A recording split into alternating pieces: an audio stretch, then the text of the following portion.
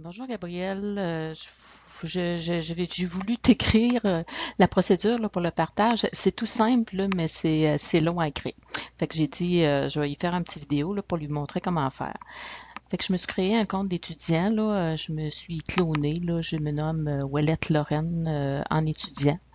Donc là, je suis dans mon Drive. Si tu vas dans le petit dé, là, les étudiants vont voir ça aussi. Ils s'en vont dans leur Google Drive. C'est leur espace de stockage où ils vont pouvoir aller partager leurs documents avec toi. Fait que quand ils vont cliquer là-dessus, ils se retrouvent dans leur espace où sont leurs fichiers, où sont stockés leurs fichiers. Là, j'en ai quelques-uns, j'ai des répertoires. Donc, ils vont se créer un répertoire qu'ils vont pouvoir partager avec toi. Donc, en se créant un répertoire partagé avec toi, à chaque fois qu'ils vont aller mettre un fichier dedans, tu vas pouvoir le voir. S'ils veulent se créer plein d'autres choses, plein d'autres répertoires personnels, ils peuvent le faire, mais là, on va en faire un qui va être partagé avec toi. Donc, je me fais un nouveau dossier. Donc, mettons partage Gabriel. On lui donne un nom pour se retrouver facilement. Je vais créer mon répertoire.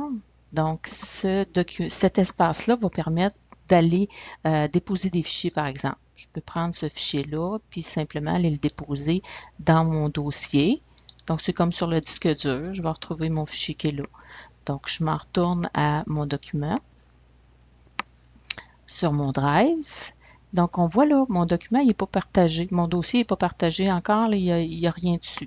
Fait que je le sélectionne, puis je vais aller choisir de le partager avec quelqu'un. Donc, l'étudiant, c'est ça qu'il va avoir à faire. Il s'en va sur la petite tête avec un plus, après avoir sélectionné son dossier, et il va mentionner ton nom.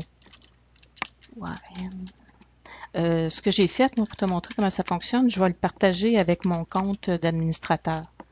Donc, Ouellette Lorraine, Carrefour Cégep Victo.ca. Donc, les étudiants vont partager avec Warren.Gabriel, Carrefour Cégep Victo.ca. Pas avec ton compte du Cégep, mais vraiment avec ton compte de Google pour pouvoir voir le partage qui va avoir été effectué. Donc là, je vais partager avec moi-même. Je m'envoie ça. Donc, à partir du moment où c'est partagé, là, il y a une petite tête qui va apparaître. Ce que ça a changé, rien, parce que mais c'est noté que ça va être partagé. Ça veut dire que visuellement, là, mon drive, il y a la même chose, j'ai mon dossier, mais le dossier a une petite tête pour dire qu'il est partagé. Fait que pour la prochaine étape, donc ça, c'est l'étudiant qui a fait ces étapes-là.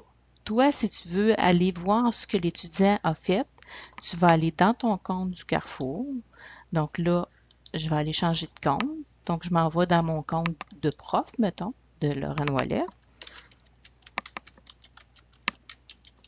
Là, tu n'as pas vu mon mot de passe. Chut. Connexion. Donc là, je suis dans mon compte de prof. Et quand je m'en vais dans les partager avec moi, je vais retrouver les dossiers qui ont été partagés avec mon compte. Puis tu vois-tu, mon partage Gabriel, il est là.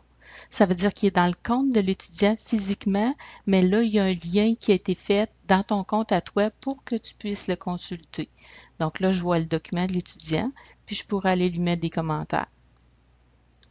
J'aurais pu le faire, là. Ça veut dire que quand l'étudiant il retourne dans son compte, là, il va pouvoir écrire. Là,